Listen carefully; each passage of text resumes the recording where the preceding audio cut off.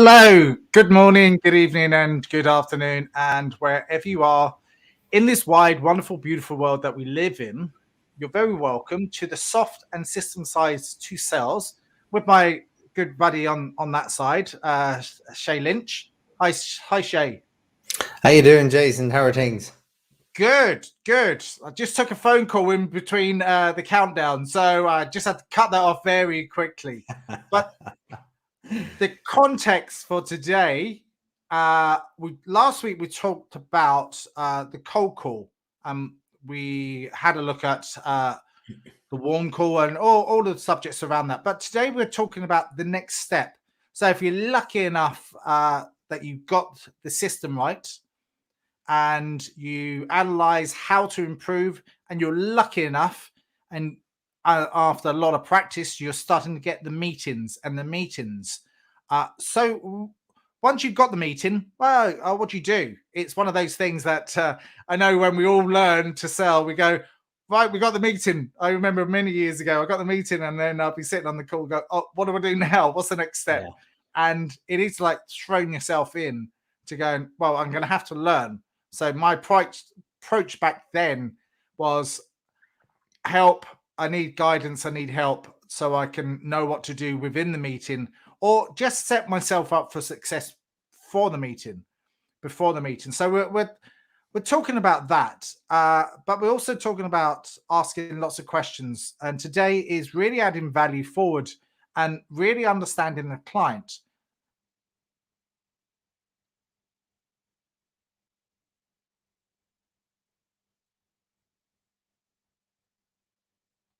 So I don't know if that's you, Jason, or me, Hung. I'm not too sure.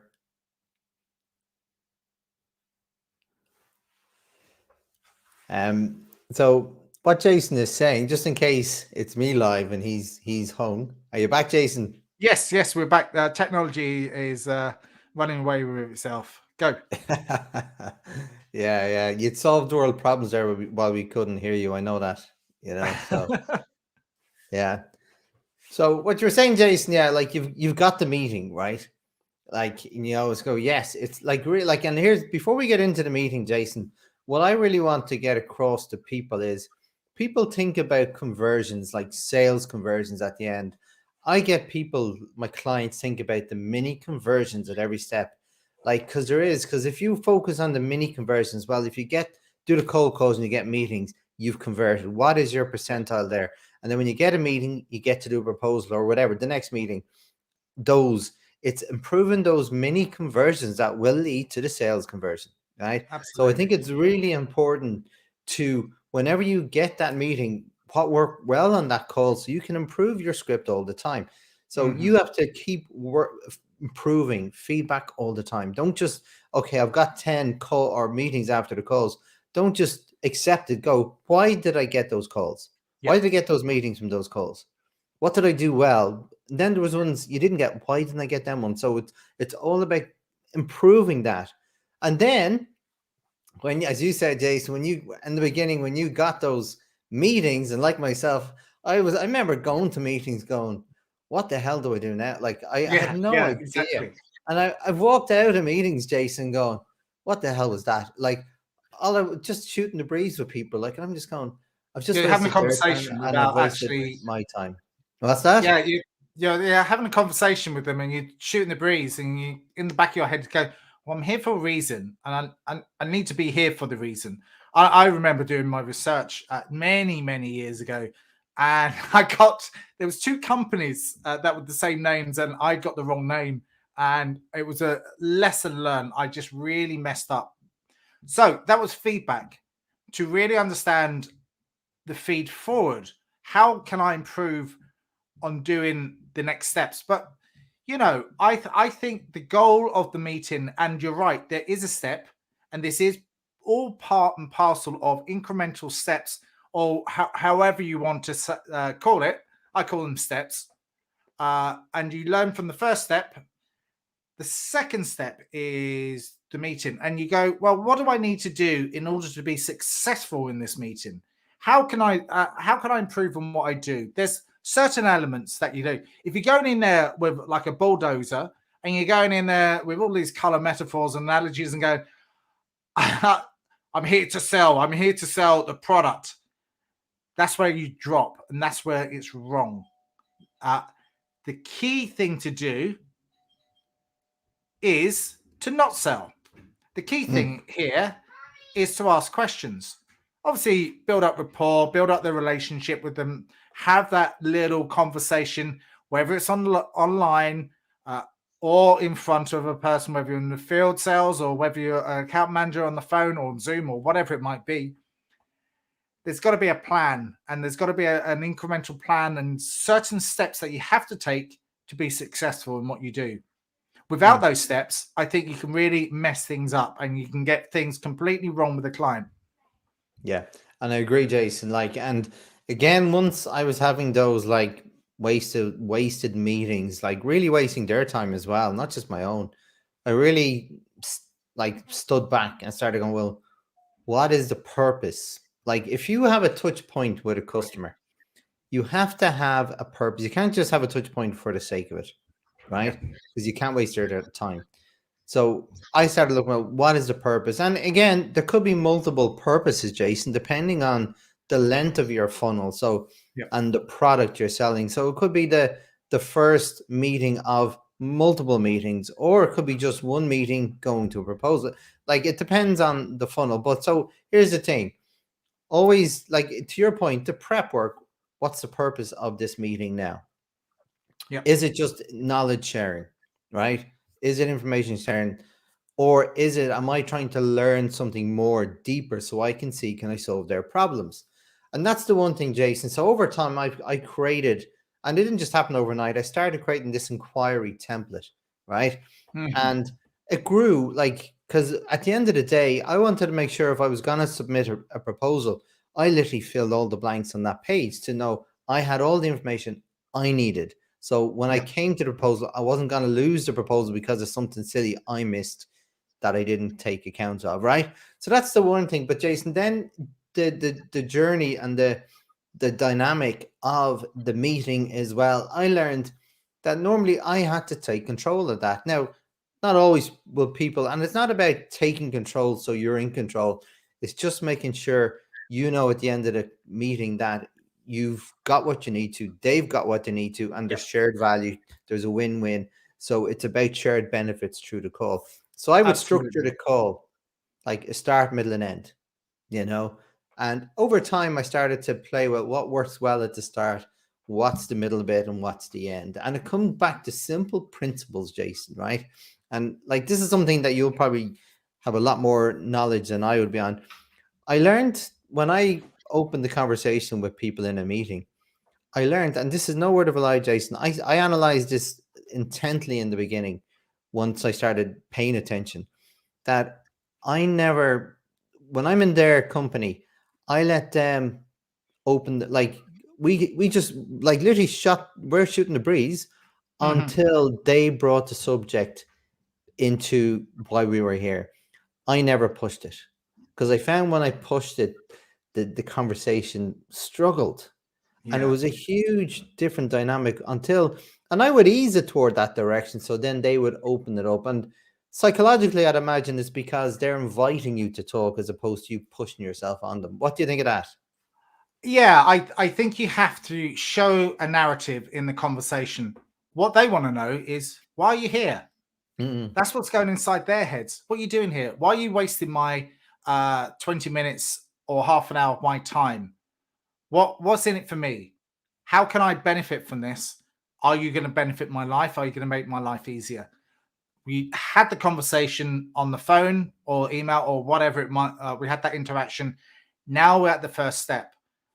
Before you even do that, in my experience is, find out as much as you can about the client and customer. Again, we did that in the prep work before the cold call.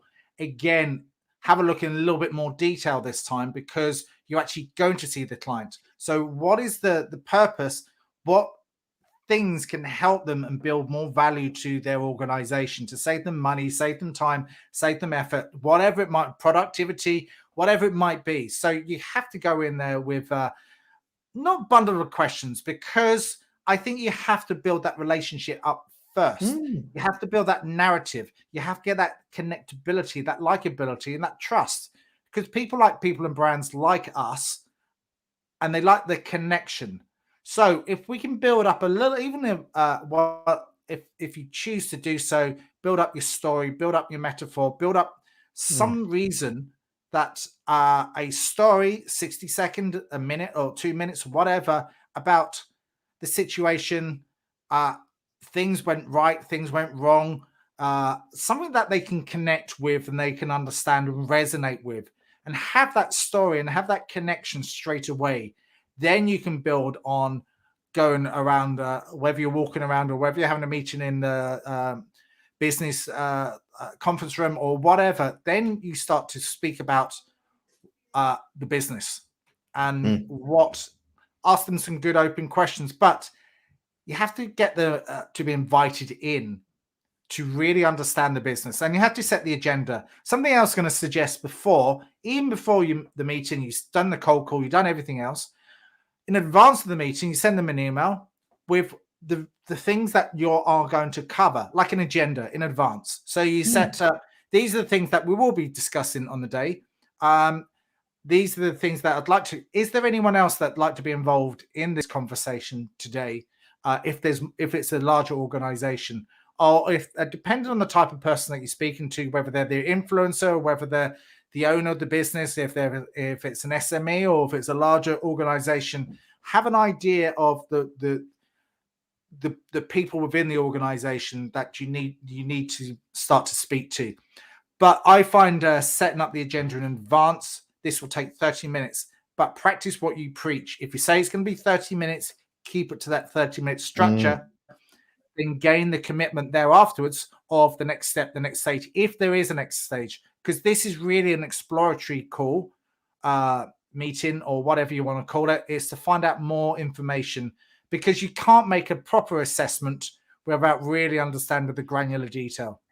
Oh, you have to, like, it's crucial, Jason. If it's going to be like, sometimes it could be one or two meetings to get the information you need, because you may need to meet other stakeholders, for Yeah, example.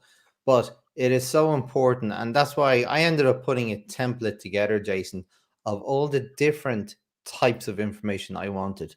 yeah, Because you'd probably want to know certain things about, on the project level, if it's a service you're pushing, right? You want to know the area that you're going to be working. What are the pain points? What are the problems? What are you looking to solve? But then, like, there's some other things, Jason, from your perspective. So again, you're not going down too far the funnel and realizing they weren't interested in the first place, yeah, yeah. So there's some qualifying questions you need to understand. How motivated are the business to do this, right? Is there budget for it? Simple things, like, just to ensure that you're, no, okay, they're serious about this. And then I can be serious about it and put the right amount of effort in relation to the value Yeah. that the project could entail, right? So I think it's all that, like, so I learned to build this template, and it grew over time. But that was my Bible, Jason. And Mm. sometimes I go to a meeting, I think I have it solved, and then I realize, okay, I need to update it more. There's always something. And the whole thing, I can't stress the importance of feedback, Jason, because when a meeting doesn't go well, and that happens no matter how much you're prepared for it, there may be no chemistry between the two people Yeah, yeah, in the room, and then you have to be prepared to say, that's fine, I'm prepared to walk away. Or is it a case you're speaking to the wrong stakeholder yeah, you know yeah. I remember coming to a meeting, I think it was about 8 or 9 years ago, and I sat in the room. It was a big company, and one of the guys is the owner, and there's uh, a family that owned it, and one of the main guys, and it made me laugh.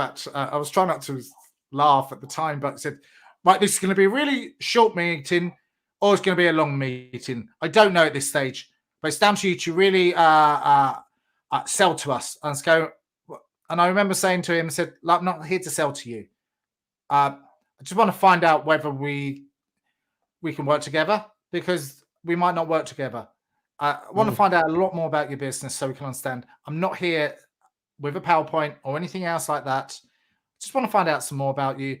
Find out bit more about your business. I understand from your website you do this, that, and the other, but I think that one of the things is, something that reminded me is, don't sit in the meeting and say, "Tell me about your business." We should know about your business already. Uh, let's reframe the words and the language that we use when we go into the organization. Maybe have some questions in your mind that you can use and utilize and practice before you go in there. But I always like to say, like, it's people conversation here. It's a conversation between two people, and you're unpeeling the onion, and it's to find out Yeah. whether there is a requirement. There should be a requirement because you're already there, but it's now for you to find out what challenges them, what motivates them, what other facets behind their business that you can maybe add some value with your products and services eventually. But if you're going in there double glazing salesman or whatever, are you trying to sell something there and then? No chance. It does happen, and I have done it many times before, many years ago. But that's when I had a pre-qualification, and it was almost halfway there. So that was slightly different. But when you're controlling the narrative yourself, you have to control every single element to perfection, or as much as perfection. I'd say about, let's keep it quite simple, the Pareto rule. Have everything planned, because you will have some wiggle room there of things not going to plan, and you have to be quite creative around about what you do. But I think that just comes with experience. It does, Jason. It does come with experience, and I've been interrogated at some meetings, like literally as if I did something wrong. Like it's been really bad. But you're right, and they're just learning experiences, Jason. And I could have handled certain, not that I handled them badly, but I just didn't know how to handle them, Jason. And like I started, that's why, again, going back to this qualifying process as part of, like, so you're peeling the onions to see, like, is there a good fit between what you can provide? Is it something you want to do? Because quite often, Jason, it may not suit your criteria either. So you have to do some sort of qualification process too on your own desire to do the project. But I was in a meeting one time, and it was supposed to be one or two people, and there was 10, Jason, right? So I've done that. I've had that. And I'm going, I'll tell you a funny one in a minute if we have time. But like, I didn't know what to think of this. And some of these people were really, really got their backs up. And I'd be in the middle of talking, and the purchasing guy was there, and they were going, "How much is your cost? What do you cost?" And I said, "Sorry, excuse me, I haven't got to that part yet. I'm just talking about certain things." And he goes, "No, I just want to know the cost." And I said, "But I can't give you a cost because I haven't sized the project yet." And he goes, "But what's your day rates?" I said, "I don't do it." At the time, I was saying, "I don't do day rates. I talk about value. I don't talk about cost. I talk about return on investment. Is this a cost to you? If not, we might as well stop the conversation, because there's no point in going forward, because that's not how I work. I'm focused on offering value. If you want value, I'll sit in. If not, we'll stop now, so we won't waste anyone's time, because I don't work like that." Thing I was going to add there, a really smart guy, good friend of mine in San Francisco, we was in a meeting, and there's asking all of that. They're trying to corner him, but he's a really creative thinker. He said, "I don't have a rate card. I have an investment card." And he's the way you framed it is, I don't go by my hourly rate, it's the investment, that the time and effort that we put in to help you grow or help you whatever. It's not about that. It's what the value is at the end of the conversation that we do have. And like, we can always part company and like nothing. No, we can just part company and away we go, and you just carry on, and we all just carry on with what we do. And if that is, I think you have to be fairly strong in those situations, but be respectful as well, because you are trying to build up a relationship with the other person. But I think you do have to be a bit strong with people as well, in a nice way, in a firm way. Jason. Yeah, you have to. And again, as you know yourself, working for yourself, like, I learned the hard way again about, well, I had to build my own set of values and principles that I needed to stick to. And again, I learned that the hard way, Jason, because I did take on projects I knew in my heart and soul I shouldn't have because they didn't meet my standards and they were hell, Jason. And I do many ways of qualifying. I have many different ways of qualifying projects. And I've had people coming to me like I'm master black belt lean six sigma. I don't promote it, Jason. I help companies with performance. I don't stick myself to a Mm. tool, right? So I focus on performance. And some people go, you're master black belt, or do you have a qualification in Lean Six Sigma? I'll say no, but I've been doing it for 25 years and I've saved over 100 million and I've got all the reference to prove it. Yeah. Okay, no, that's not good enough. We need a certificate. And I said, sure, what do you need a certificate for? Because you can buy them online now. Yeah. So what value is a certificate? Someone with 2 years experience can buy one with a little bit of work. It's attached to it, yes, but not that in the meat in terms of the qualifications of to get that belt. And they go, sorry, we can't move forward. And I said, well, look, I don't want to move forward either. I actually do Yeah. have a certificate, but if you're just focused on ticking the boxes with paperwork, I'm not interested because it tells me a lot how you run your business. I Yeah. don't say it like that to them, Jason, but I will not take that project. Fundamentally, it's that sort of concept, really, isn't it? It's Yeah. why do I need to prove myself when I have the necessary skills? You're almost going down that sort of way, Yeah. rather than Yeah. actually finding out a little bit more and maybe strategizing with them or whatever it might be to understand. Something that I learned to do a couple of years ago. I was in Adobe and there's a big whiteboard, and we went, let's just go straight to the whiteboard. Let's have the conversation and let's create something around the whiteboard. And we started drawing up there on the whiteboard, and everyone started to resonate, and it was engaging. It was just a different approach, Yeah. and building good pictures around the challenges that they have. And you go, oh right, so that connects to that, and that connects to that. And before you know it, you go, well, here's the pen, and let's you start drawing as well. And both start drawing together, and it was. It was quite a creative meeting Yeah. because And they're the best, Jason. everyone's all involved. They are the best, Jason, Yeah. because here's the thing, you're not just talking, you're doing, and you're doing together and you're creating that bond. There's so many elements to that, like psychologically and from a relationship, but also in learning, can you work together? And going back to, and I've said this to you before, I learned going back to my lean days. Lean is all about value, right? Adding value. And especially at every touch point, how can you walk away knowing you added value to the customer or prospect? Yeah. So I package my cold call and my first meeting together as a sort of two activities of the one step, Jason. And the reason why, because I started learning that I would offer a complimentary workshop for free, Jason, right? Now it took up a little bit more time, but the value, Jason, that brought to my conversions were tenfold. So an extra step for 10 times results, it's a no-brainer, right? But what I've learned, and I didn't really understand how good it was at the time or all the reasons why it was good. When I did an analysis on it, Jason, first of all, my conversions to cold call went up because I said, look, I'm offering your company a complimentary CPD in all things you need to know. And at the time it was renewable energy. So I had a script learned off verbatim, Jason. It just rolled off the tongue and I'd finish it off. So when would you like it? When would you like me to come in? Very confidently. And they go, let me check our schedule. Right. And Jason, not everyone took it, obviously, but my conversions were really high. And then, Jason, what the real power was on both sides. One is I had multiple stakeholders in the room, not just one. So it wasn't me telling one person how good I was. I was telling 10 to 20. I wasn't telling them, I was showing them how good I was. Showing them the process, and you showing them this is what I do. So you're actually seeing it for real. You're actually seeing it, Jason. And I had 10 leads, not one. So I had multiple entry points into that business then. And then because I make them very engaging, to your point, and interactive, I'm creating bonds. I'm creating that. And it may sound bad or manipulative, Jason, but it's genuine. I promise you. I love creating. No, because what you're doing is you're giving people a sample of the product. That's it.